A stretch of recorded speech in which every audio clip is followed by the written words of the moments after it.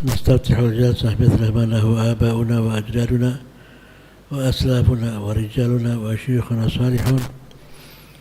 الله يدخل نيتنا في نيتهم وعملنا بعملهم وأخلاقنا أخلاقهم وعلومنا بعلومهم، ونستحضر أرواحهم الطاهرة الزكية في هذه الجلسة وهذه القراءة النافعة، وإلى أرواح والدينا ووالديكم وأمواتنا أمواتكم والمسلمين نهدي لهم الفاتحة، وإلى حضرة النبي سيدنا محمد صلى الله عليه وسلم الفاتحة.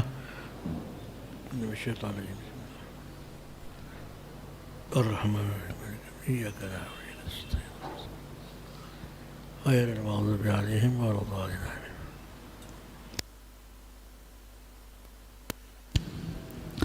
Assalamualaikum warahmatullahi wabarakatuh. Alhamdulillahil barril jawad alladzi jallat ni'amuhu 'alal isra'i bil a'dad al-manni bil lutfi wal irsyad al-hadi ila sabili rasyad al-muwaffiqi fi tafaqquhi fid din man latafa wa ikhtarahu minal ibad. Allahumma salli wa sallim wa barik ala sayyidina Muhammad wa ala alihi huril kiramil bararah wa sahbihi muntakhabinal khiyarah, amma ba'dah. Rabbi syrah li sadri wa yassir li amri wahlul 'uqdatam min lisani yafqahu qawli wahdi qalbi wa sabbit lisani bihaqqi sayyidina Muhammadin sallallahu alaihi wasallam.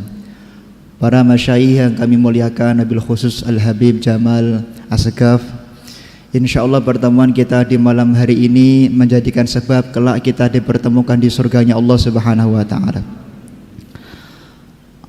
Pertemuan-pertemuan seperti ini menurut Imam Ibnu Athaillah As-Sakandari dalam Al-Hikamnya, yang terpenting itu adalah adanya yaitu waridatul a'mal dan waridatul ahwal.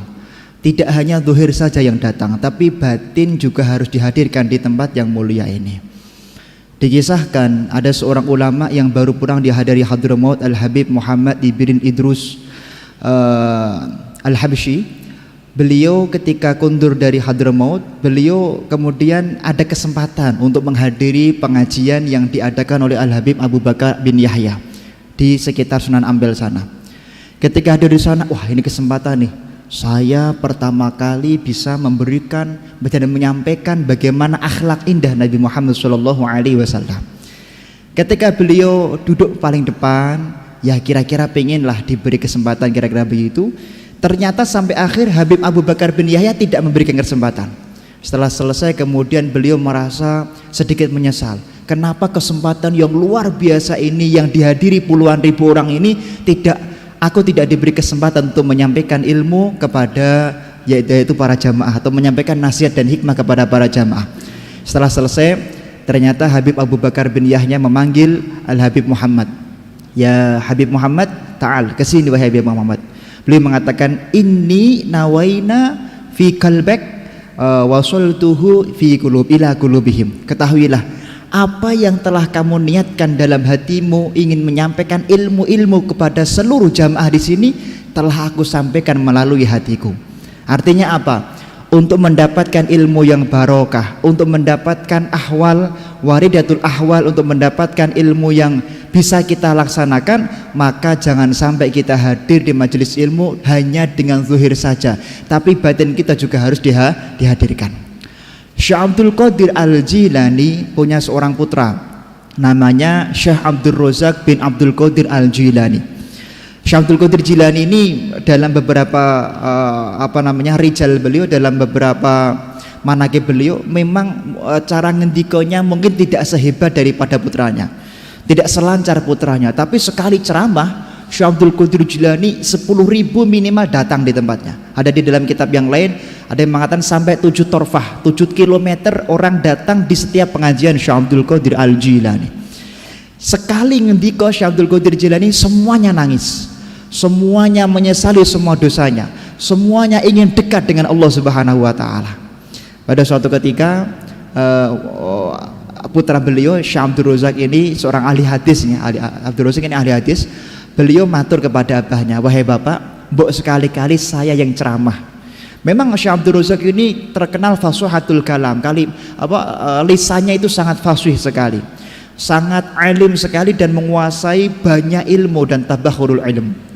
Ketika beliau ceramah 1 menit, 2 menit, 1 jam, 2 jam, ternyata jamaah sama sekali tidak ada yang menangis. Sama sekali jamaah ini tidak ilmu tidak bisa masuk ke dalam hatinya, sehingga beberapa jamaah minta tolong yang ceramah diganti Syekh Abdul Qadir Al-Jilani.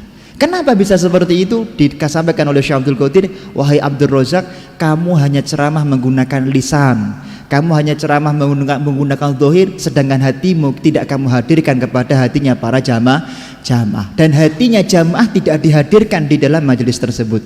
Makanya sulit sekali ilmu bisa diterima dan masuk kepada hatinya para jamaah. Maka monggo kita semuanya hadirkan zahir kita, tapi juga dihadirkan batin kita, agar kita menjadi orang yang mendapatkan ilmu yang barokah dari Allah Subhanahu wa taala.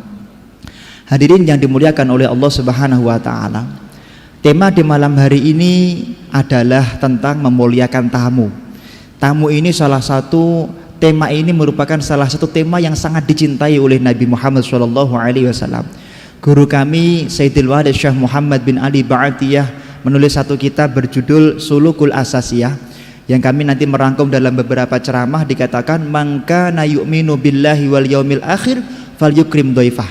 Kanjeng Nabi mengatakan, barang siapa orang yang mengaku beriman kepada Allah dan beriman di hari akhir, maka dhawabitnya adalah seberapa semangat dia memuliakan tamunya. Kalau orang memuliakan tamunya semangat, maka sebenarnya dia orang yang sangat tinggi imannya kepada Allah Subhanahu wa taala. Maka Syekh Abdul Karim Al-Qushairi dalam risalah Al-Qushairiyah, beliau mengatakan, menukil sebuah hadis, zakatud dar ayat takhidha fiha baitun lidhiyafah. Kalau kita punya badan, kita zakati 2,5 kg atau 2,7 kg. Kalau kita punya ilmu, katanya Syekh Basori, zakatul ilmi bitta'allum. Kalau kita punya ilmu, wajib kita ajarkan. Kalau kita punya emas, wajib kita keluarkan 2,5% ketika mencapai nisab. Sedangkan rumah itu juga ada zakatnya, katanya Rasulullah. Apa zakatnya rumah? Yaitu lidhiyafah, yaitu menerima tamu. Kalau rumah kok sampai tidak ada tamunya, menurut Rasulullah ini adalah rumah yang kurang diberkahi oleh Allah Subhanahu wa taala. Maka Sayyidina Ali bin Abi Thalib, beliau pernah, yaitu yabki Amirul Mukminin Ali bin Abi Thalib sa'ayauman. Beliau pernah menangis tiba-tiba. Sayyidina Ali menangis, ditanya, ya Syekh, lima tabki, ma yubkika, apa yang membuat engkau menangis wahai Imam Sayyidina Ali? Beliau mengatakan, lam ya'ti dhaifun mundu sab'ati ayam. Rumahku ini sudah 7 hari nggak ada tamu. Aku khawatir, wa akhafu an ayyakuna Allah Ta'ala qad ahanani. Aku khawatir aku dan keluargaku akan dihinakan oleh Allah Subhanahu wa Ta'ala. Jadi Sayyidina Ali tidak pernah bersedih dalam hidupnya. Sayyidina Ali tidak pernah susah dalam hidupnya, kecuali di dalam kitab Risalah Qushairiyah dijelaskan bahwa beliau pernah bersedih dengan sedih yang luar biasa gara-gara 7 hari rumahnya tidak didatangi tamu. Kenapa? Karena rumah yang didatangi tamu, hidup orang yang tinggal di situ akan diberkahi oleh Allah Subhanahu wa taala. Sebagaimana Rasul Muhammad sallallahu alaihi wasallam mengatakan, akhbaroni Jibril alaihi salatu wasallam, inna dhaifa idza dakhala ala akhihi muslim dakhalat ma'ahu alfu barakah. Tidaklah rumah itu didatangi oleh tamu kecuali rumah tersebut, kecuali tamunya membawa 1000 kebaikan. Wa alfu rahmatin, dan 1000 rahmah. Wa ghafarallahu ta'ala dhunuba ahla dzalika bait walau kana dhunubuhum aktsaru min zabadil bahri. Andaikan orang yang di rumah tersebut memiliki dosa sebanyak buihnya lautan, maka semua dosanya akan diampuni oleh Allah Subhanahu wa taala dengan didatangi tamu sekali.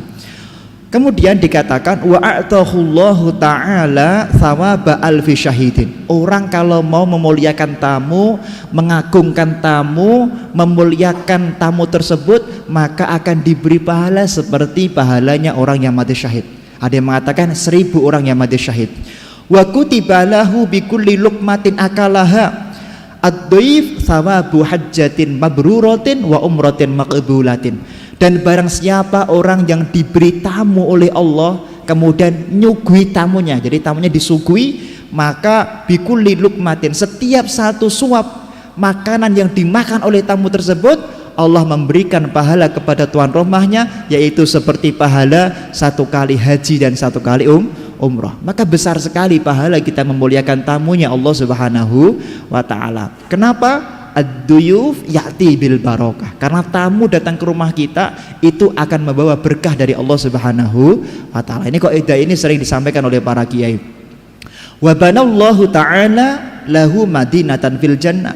Dan Allah membangunkan ada satu bangunan yang khusus di surga besok, bangunan yang indah, bangunan yang agung. Bangunan ini tertulis di sana adalah orang-orang yang memuliakan tamu. Jadi orang-orang yang memuliakan tamu itu ada satu gedung khusus untuk mereka di dalam surganya Allah Subhanahu wa ta'ala. Kemudian waman akrama dhaifan faka'annama akrama sab'ina nabiyan. Barang siapa umat Nabi Muhammad sallallahu alaihi wasallam kok mau memuliakan tamu, maka sekali umat Nabi Muhammad memuliakan tamu, maka dia seperti memuliakan 70 nabinya Allah Subhanahu wa ta'ala. Maka jangan sampai kita semuanya tidak semangat untuk memuliakan tamunya Allah Subhanahu wa ta'ala. Sekarang bagaimana pendapat ulama tentang hukum memuliakan tamu? Di dalam kitab Jawahirul Lu'lu'iyah kami menukil, inna diyafata sunnatun inda Malik wa Syafi'i wal Hanafi. Memuliakan tamu itu hukumnya sunnah. Memuliakan tamu sekali lagi hukumnya sunnah. Wa dhahaba Ahmad wal Laits ila wujubiyah. Sedangkan madhab Hambali dan madhab Imam Abu Laits dalam ilmu fikih mengatakan ikramud duyuf atau memuliakan tamu hukumnya wajib. Jadi kalau menurut Imam Hambali dan Abu Laits, kalau ada tamu kok nggak kita sugui, nggak kita muliakan, padahal kita punya sesuatu, maka hukumnya haram. Sedangkan kaidah fikih mengatakan al khuruj minal khilaf mustahab, keluar dari perdebatan para ulama itu sunnah. Makanya lebih baik kita mengambil pendapat yang wajib. Artinya apa? Berusaha memuliakan tamu ini sangat penting sekali. Kemudian dikatakan walailata qadru kifayati wa dabbati ma'a inzalihi fi baitihi illam yakun hunaka masjidun wa nahwu. Jadi misalnya kok di sana jenengan tidak mampu memuliakan, maka jenengan pun diperintahkan oleh syariat untuk mencarikan tempat tinggal. Misalnya ada tamu datang ke tempat panjenengan, jenengan tidak punya sesuatu, tidak punya kamar khusus untuk tamu, maka cari tetangganya yang punya kamar tamu, karena itulah perintahnya Allah Subhanahu wa ta'ala. Jangan sampai menterlantarkan tamu, karena perbuatan itu perbuatan yang dibenci oleh Nabi Muhammad sallallahu alaihi wasallam. Al-Habib Zain bin Semit menulis juga di dalam Fawaidul Mukhtarah tentang memuliakan tamu. Dikatakan su'ila ba'duhun amman yudayyifu dhaifahu bisamanin wa indahu lahmun wa asal.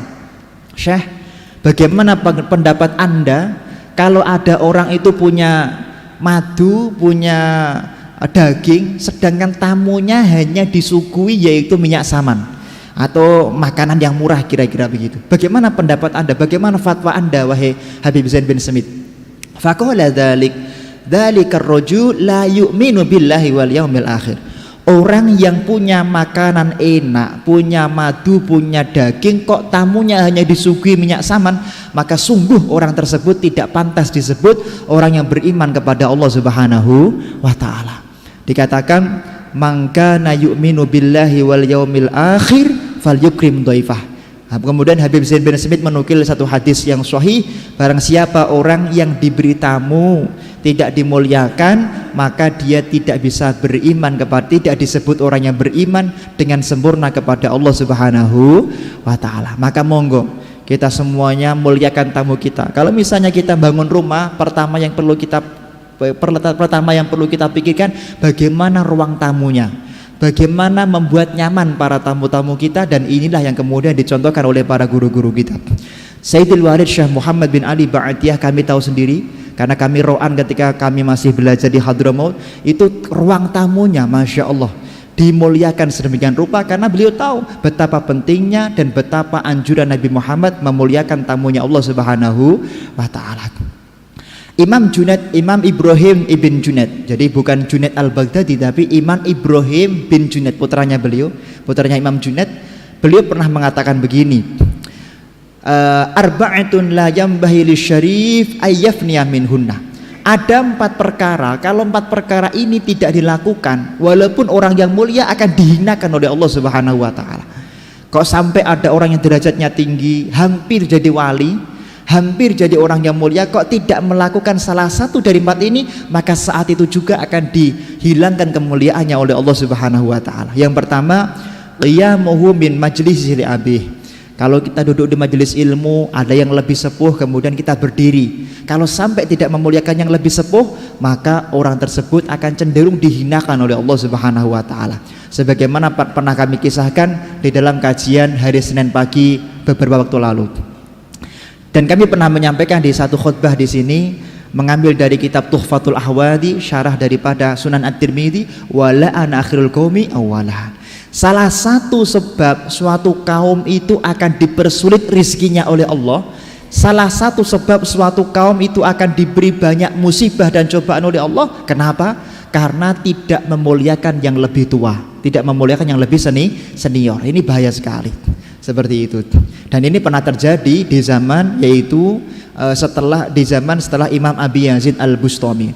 Wa khidmatuhu lidhaifi. Yang kedua, orang tidak akan dimuliakan oleh Allah kecuali dia memuliakan tamunya. Jadi cara agar Allah memuliakan kita yang kedua adalah yaitu wa khidmatuhu lidhaifi, memuliakan tamunya. Kalau kita melihat misalnya Kiai Haji Abdurrahman Khudori Tegalrejo atau Kiai Haji Bishri Mustafa Rembang, beliau kalau ada tamu dimuliakan, disembelihkan ayam, disembelihkan apa yang dimiliki. Kenapa? Karena beliau ketika punya tamu seperti, ya Allah, semoga dengan aku memuliakan tamu, engkau jadikan santri-santriku, engkau jadikan jamaahku menjadi orang-orang yang dibuka hatinya oleh Allah Subhanahu wa taala. Seperti itu. Artinya ketika kita memuliakan tamu juga ada adabnya. Adab pertama bagaimana? Sebagaimana dicontohkan Al-Habib Abdullah bin Alwi Al-Haddad. Yang pertama, utamakan guru kita. Ya Allah, dengan aku memuliakan tamu, ya Allah, semoga engkau tutup aib guru-guruku, semoga engkau muliakan guru-guruku, semoga engkau jadikan guruku orang yang mulia dunia dan akhirat. Yang kedua, semoga dengan aku memuliakan tamu, ya Allah, semoga engkau angkat derajat kedua orang tuaku. Yang ketiga, kemudian anaknya, muridnya dan jamaahnya, baru dia sendiri. Ini adabnya. Utamakan kepentingan orang lain daripada kepentingan diri sendiri. Itulah akhlak Nabi Muhammad sallallahu alaihi wa alihi wa sahbihi wa baraka wasallam. Wa hikmatuhu li'alim yata'allamu minhu. Yang ketiga adalah orang tidak akan sekali-kali diangkat derajatnya oleh Allah kalau dia tidak memuliakan orang alim. Jadi makanya Kanjeng Nabi mengatakan qumu li sayyidikum. Kalau ada sayyid maka berdiri. Sayyid di sini menurut Syekh Badruddin Al-Aini dalam Umdatul Qari adalah termasuk orang alim, termasuk orang yang tinggi derajatnya. Kalau ada orang alim datang, kita muliakan mereka. Makanya kemudian sampai turun ayat yarfa'illahu alladhina amanu minkum walladhina utul ilma darajat. Ayat ini turun di dalam tafsir Al-Alusi. Itu adalah saat itu Kanjeng Nabi sedang taklim dengan para sahabatnya. Kemudian ketika Kanjeng Nabi taklim dengan para sahabatnya, tiba-tiba ngapunten, kaki-kakinya ini nempel semuanya, nggak ada tempat. Tiba-tiba ada orang yang berilmu datang, dan tidak ada orang yang kemudian mau berdiri untuk memberi tempat kepada orang alim tersebut. Kemudian turunlah ayat tersebut, wa idza qilang syuju fang syuju itu, kalau kamu dalam keadaan berdempet-dempetan, kalau ada orang alim datang, katanya tafsirnya, maka berilah tempat kepada orang alim. Ayat ini turun, asbabun nuzulnya karena ada orang alim datang, tidak diberi tempat oleh orang awam yang datang di tempat tersebut. Maka kalau ingin diangkat derajatnya oleh Allah, selain memuliakan tamu, pastikan kita memuliakan orang-orang alim. Wasu'al amma lam ya'lam. Orang tidak akan diangkat oleh Allah derajatnya kecuali yang keempat adalah mau bertanya kepada atas apa yang belum diketahui. Imam Ghazali di dalam Taisirul Khalaq pernah ditanya, Imam Ghazali, kenapa aku mendapatkan kealiman yang seperti ini? Beliau mengatakan, ma bakhiltu, aku tidak pernah pelit ketika ditanya, wa mastahyaitu, dan aku tidak pernah yaitu malu untuk bertanya. Jadi kuncinya Imam Ghazali menjadi orang alim adalah aku tidak malu untuk bertanya dan aku tidak pelit kalau memiliki ilmu. Makanya kalau kita tidak tahu maka wajib bertanya. Apalagi syariat mengatakan wa kullu man bi ghairi ilmin ya'malu amaluhu mardudatun la tuqbalu. Amal apapun yang kita lakukan tidak akan pernah diterima amal tersebut oleh Allah kecuali kita harus tahu ilmunya, harus mengetahui yaitu sanad silsilahnya. Bapak-bapak, ibu-ibu yang dimuliakan oleh Allah Subhanahu wa taala. Beberapa contoh bagaimana para Amirul Mukminin, bagaimana Rasulullah memuliakan tamunya beliau. Dikisahkan misalnya Syekh Abdul Karim Al-Qushairi mengisahkan dulu Sayyidina Umar bin Abdul Aziz. Sayyidina Umar bin Abdul Aziz itu sedang duduk di tempat beliau bekerja. Faja'a rajulun, kemudian datanglah seorang laki-laki yang bertamu kepada beliau. Fakada siraj, tiba-tiba lampu yang ada di ruang tamunya mati. Kemudian faqala ad-dhaif, tamunya mengatakan, "Akumu ilal misbah fa uslihu." Ya Syekh, izinkan aku, wahai presiden, izinkan aku untuk membenahi daripada lampu tersebut. Bagaimana adabnya Sayyidina Umar bin Abdul Aziz? Beliau mengatakan, faqal la laisa minal karam istikhdamud dhaif.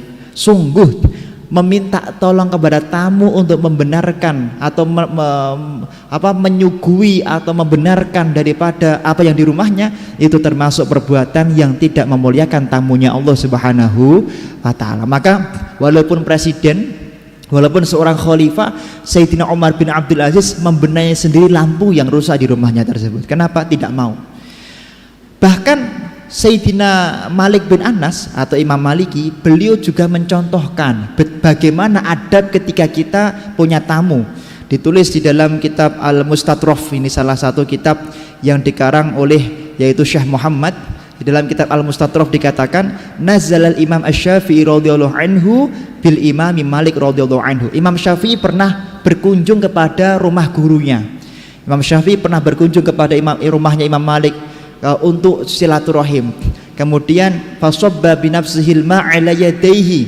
Nah, Imam Maliki ini ngambil sendiri gelasnya, ngambil sendiri air minumnya, disuguhkan sendiri kepada Imam Syafi'i dan disokkan sendiri oleh Imam Maliki. Kemudian Imam Maliki mengatakan, la yurawwi'ka ma ra'aita minni. Wahai Imam Syafi'i, kamu nggak usah begitu, kamu nggak usah mikir aneh-aneh tentang diriku. Dikatakan fa khidmatud dhaif 'alal mudhifi fardun. Ketahuilah bahwa memuliakan tamu, tuan rumah memuliakan tamu itu hukumnya wajib. Makanya kemudian Imam Syafi'i, kita bisa melihat bagaimana Imam Maliki kepada muridnya sendiri beliau menyuguhkan. Dan kami juga melihat guru kami Kiai Haji Abdullah Kafabihi Makhrus Lirboyo, ketika kami berkunjung ke sana, masya Allah, ada tamu digoreng telur sendiri sama beliau. Ini padahal santrinya, santrinya dengan 40, padahal beliau punya santri Lirboyo 43.000 santri. Tapi kalau ada tamu disuguhkan sendiri, ketika nggak ada Kang Dalem dan Mbak Dalem. Ini sebuah akhlak yang luar biasa. Kayak Ibu Nyai Rofi'i Akub Lirboyo juga begitu. Kami berkunjung dan kami dimasakkan sendiri di sana. Dimasakkan nasi sendiri pakai tangannya sendiri. Kenapa? Karena beliau tahu betapa kadar kemuliaan orang-orang yang memuliakan tamu. Makanya marilah kita semuanya, kalau ada tamu kita muliakan.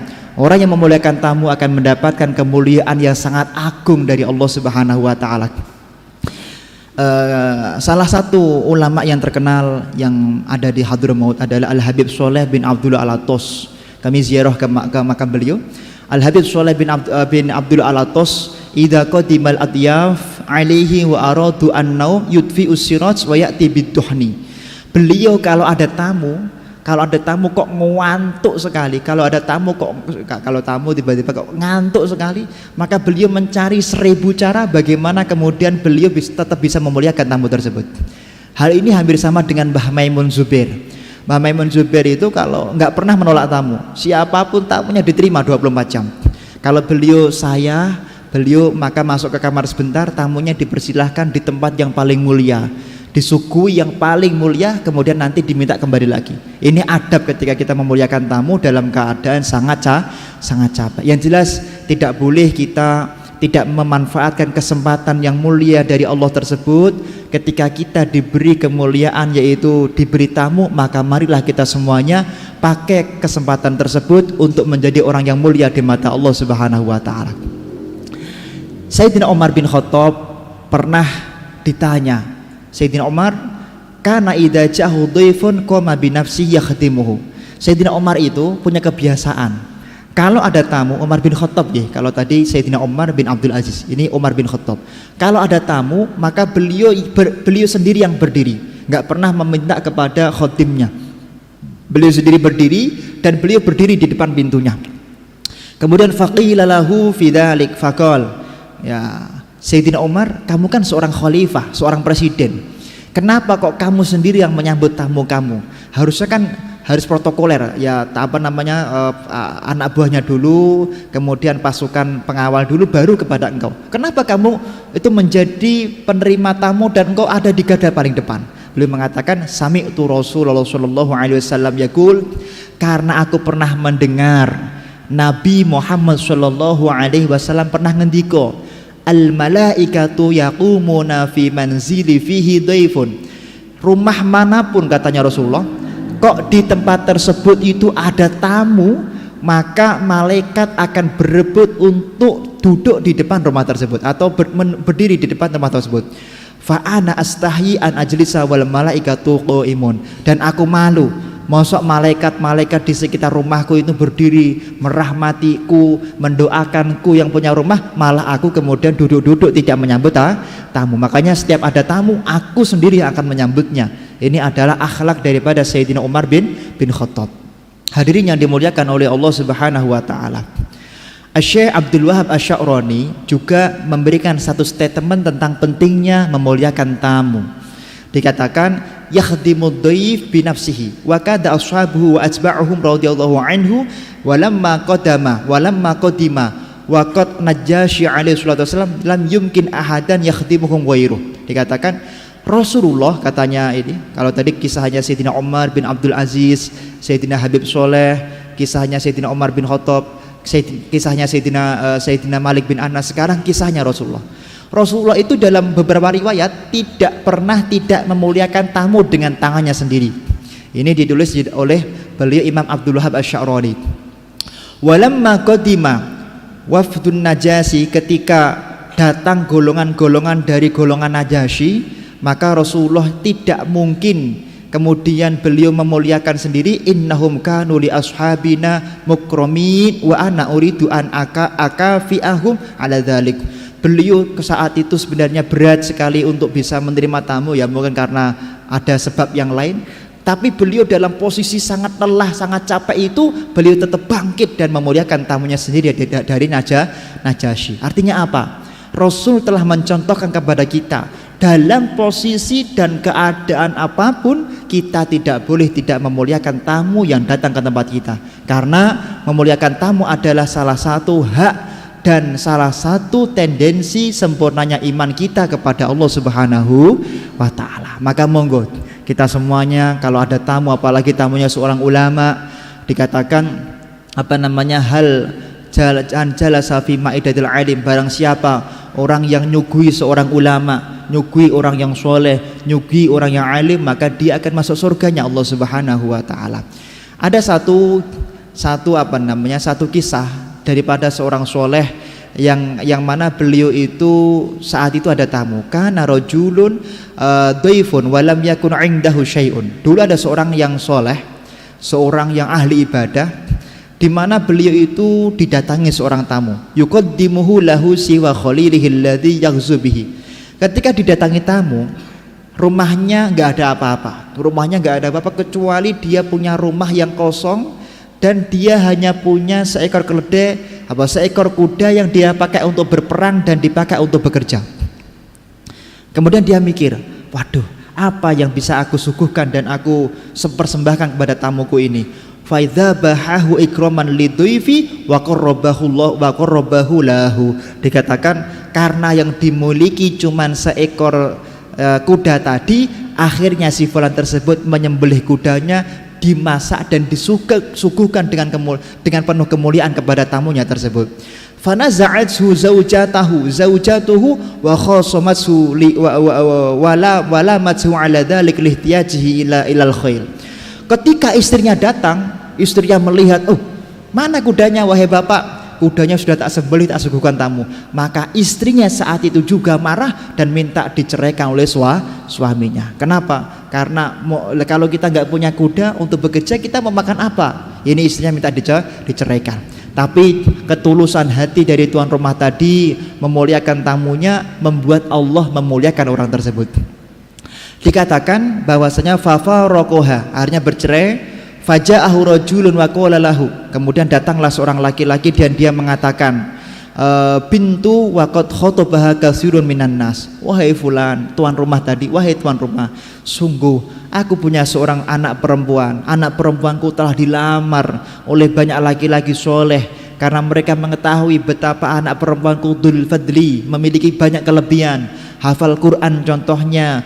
Beliau memiliki kecerdasan dan prestasi yang luar biasa, sehingga banyak orang laki-laki soleh, laki-laki memiliki kedudukan tinggi melamar putriku.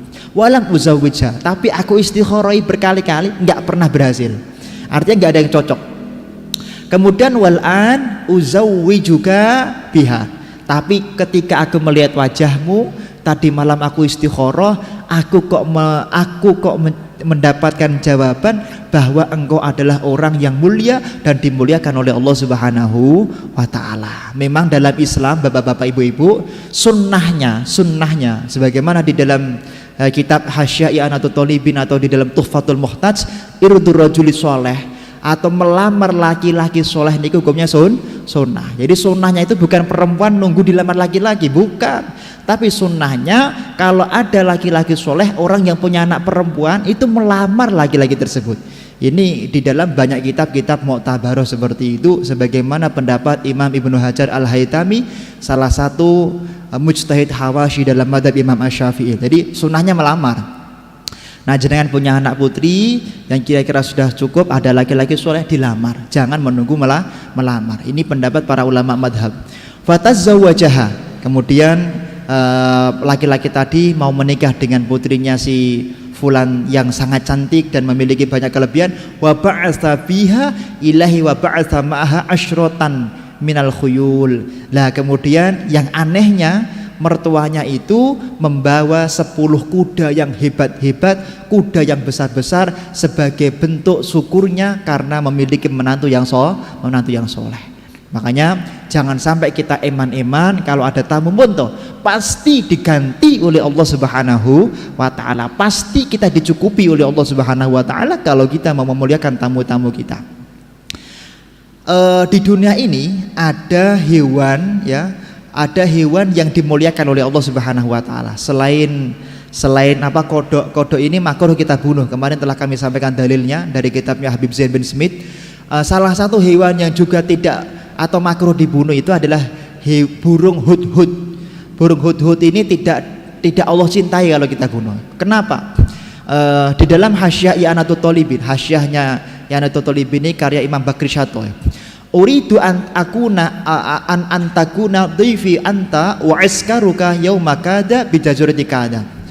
Karena burung hudhud ini dulu leluhurnya itu pernah bertemu dengan Nabi Sulaiman alaihissalam. Matur kepada Nabi Sulaiman, kulo niku pingin Nabi Sulaiman, saya pingin sekali-kali kamu dan pasukanmu datang ke tempatku, nanti tak suguhi makanan yang paling enak di rumahku nanti. Ini niat yang mulia dari burung hudhud seperti itu. Maka yauma kada bijazirati kada. Tolong silahkan kalau mau nanti datang di pulau ini, jam ini, tanggal ini. Nah, hari ini, jam ini, tanggal ini. Maka fahadara Sulaiman bijunudi. Maka saat itu Nabi Sulaiman karena diundang itu yang mendatangi undangan tersebut, fa'ata al-hudhud bijarodatin maitatin. Kemudian setelah Nabi Sulaiman datang di situ, tiba-tiba burung hudhud itu melempari Nabi Sulaiman dengan bala tentaranya dengan yaitu belalang-belalang yang mentah. Dilempar, fa'alqaha fil bahri wa qala kulu faman fatahul lahmu adrakal maraq. Dikatakan bahwasanya wahai Nabi Sulaiman, terima kasih engkau telah datang ke tempatku. Aku dan keluargaku sangat senang sekali karena kamu telah datang ke tempatku. Maka ini tak suguhi makan yang paling enak, yaitu belalang-belalang mentah. Kalau engkau merasa kehausan, al-marok, silahkan pergi ke laut, dan itu adalah minuman yang paling enak bagiku, yaitu minum dari air laut. Fadhahika minhu wa Sulaiman wa junuduh. Maka Nabi Sulaiman dan seluruh bala tentaranya tertawa. Kenapa? Karena apa yang menjadi sikapnya si Hudhud tadi itu sebenarnya baik, tapi tidak pas kalau diberikan kepada Nabi Sulaiman. Tapi niat tersebut dihitung oleh Allah Subhanahu wa taala. Gara-gara niatnya Hudhud, niatnya burung Hudhud, akhirnya burung Hudhud ini salah satu burung yang dimuliakan oleh Allah Subhanahu wa taala. Bisa kita lihat di dalam kitab yaitu Hayatul Hayawanah Al-Kubra. Makanya mari kita semuanya muliakan tamu-tamunya Allah, muliakan setiap orang yang datang di tempat kita, karena siapapun orang yang memuliakan tamunya, maka dia akan dicintai oleh Allah Subhanahu wa taala. Hadirin yang dimuliakan oleh Allah Subhanahu wa taala, termasuk memuliakan tamu yang terakhir kami sampaikan adalah apalagi kalau tamunya itu adalah seorang ahli ilmu. Memuliakan ahli ilmu, memuliakan ulama, ini sangat penting sekali. Apapun yang terjadi kepada diri ulama, kita husnudzon, mungkin ini yang terbaik dari Allah Subhanahu wa taala. Dikisahkan di dalam salah satu kitab ada seorang ulama Suriah bernama Syekh Abdurrahman Al-Haffar. Abdurrahman Al-Haffar ini dulu seorang Nabash niku seorang penggali kubur. Abdurrahman Al-Haffar pada suatu ketika menggali kubur, kemudian Abdurrahman Al-Haffar ini menerima jenazah yang mau dimakamkan. Ketika jenazah tersebut mau dimasukkan, tiba-tiba Abdurrahman Al-Haffar ini melihat seluruh dalamnya makam itu menjadi sebuah istana dan menjadi taman-taman yang paling indah dan tidak pernah dia lihat sebelumnya. Kemudian setelah itu, kemudian Abdurrahman Al-Haffar semaput. Setelah semaput, kemudian siuman kira-kira itu siuman, kemudian diangkat ke atas. Kemudian beliau mencari siapa itu jenazah, dicari siapa orang tuanya. Kemudian ketemulah ibu daripada jenazah tersebut. Wahai ibu, siapa sebenarnya anak engkau dan apa perbuatan daripada anak engkau? Kemudian ibunya tadi bercerita bahwa anaknya yang meninggal itu adalah kakak daripada adiknya yang beberapa waktu lalu telah meninggal dunia. Apa perbuatan amal soleh daripada kakaknya tersebut? Kakaknya setiap hari bekerja bil jiddi wa ijtihadi, memeras tenaga, memeras keringat untuk memuliakan adiknya yang sedang mencari ilmu atau menjadi ulamanya Allah Subhanahu wa taala. Maka ibunya mengatakan, ketahuilah, walaupun kakaknya tersebut itu bukan seorang ahli ilmu, bukan mencari ilmu, karena dia memuliakan adiknya, memuliakan tamunya yang ahli ilmu, maka meninggalnya dimuliakan oleh Allah Subhanahu wa taala. Maka semenjak itu Abdurrahman Al-Haffar lepas sanggulnya, lepas sekopnya, beliau kemudian naik ke atas, dan semenjak itu dia belajar ilmu. Di umur yang kurang lebih 70 tahun, akhirnya dia benar-benar menjadi ulamanya Allah Subhanahu wa taala, yang sampai hari ini sanad ilmunya menjadi sanad yang paling banyak diambil di Timur Tengah dan bersambung kepada Nabi Muhammad SAW. Artinya apa? Walaupun kalau kita bertemu dengan seorang yang berilmu, mari kita muliakan. Walaupun tidak berilmu juga kita muliakan. Insya Allah dengan kita memuliakan tamu, kita berkumpul di sini, kelak kita berkumpul di surganya Allah Subhanahu wa taala. Ala hadhihi niyah wa likulli niyatin shalihah wa ala ma nawa salafuna shalih wa ala ma nawa masyaikhina al-kiram. Al-Fatihah.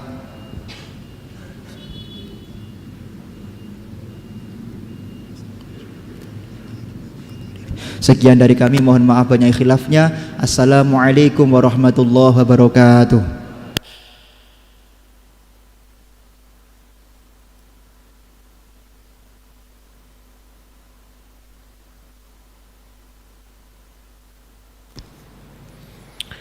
صالح القبول الجبال واصلح الأحوال إلى حضرة سيدنا رسول الله محمد بن عبد الله صلى الله عليه وسلم، ثم إلى أرواح جميع آبائي وإخوانه من الأنبياء والمرسلين وأزواج رسول الله وأصحاب رسول الله وأهل بيت رسول الله وذرية رسول الله، وإلى أرواح والدينا ووالديكم وأمواتنا وأمواتكم وأموات المسلمين ومن عمر هذا المسجد وعبد الله فيه والمتصدقين عليه والقائمين بحقوقه من السابقين واللاحقين مشايخنا ومشايخهم وذوي الحقوق علينا وعليهم أجمعين، ومن كان بالسابق حاضرا معنا في هذا المجلس، أن الله يغفر لهم ويرحمهم ويغشهم الجميع بالرحمة والمغفرة، وأن يعلي درجات الجنة وينفعنا بأسرارهم وأنوارهم وعلومهم ونفحاتهم في الدين والدنيا والآخرة، وبحقهم على الله وأسرارهم عند الله، أن الله يجعل جمعنا هذا جمعا مرحوما، وتفرقنا من بعد تفرقا معصوما، أن الله يغفر ذنوبنا ويستر عيوبنا ويشفي مرضانا ويعافي مبتلانا ويحسن أخلاقنا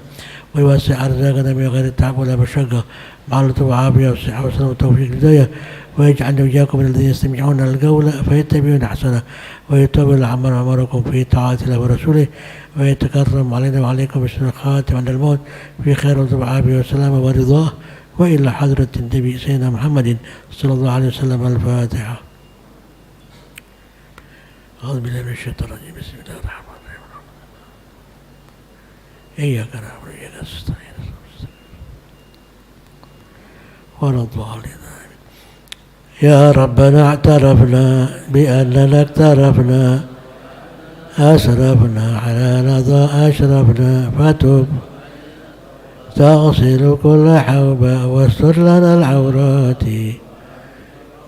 واغفر لوالدينا ربي ومولودينا والإخوان وسائر الخلان وكل ذي أو جيرة أو صحبة والمسلمين أجمع. آمين. ربي اسمع فضلا وجودا منا، لا باكتساب منا، بالمصطفى الرسول بكل سول صلى وسلم ربي عليه عد الحب وآله وصحبه عداد تشي الصحب، والحمد للإله في البدء والتناهي.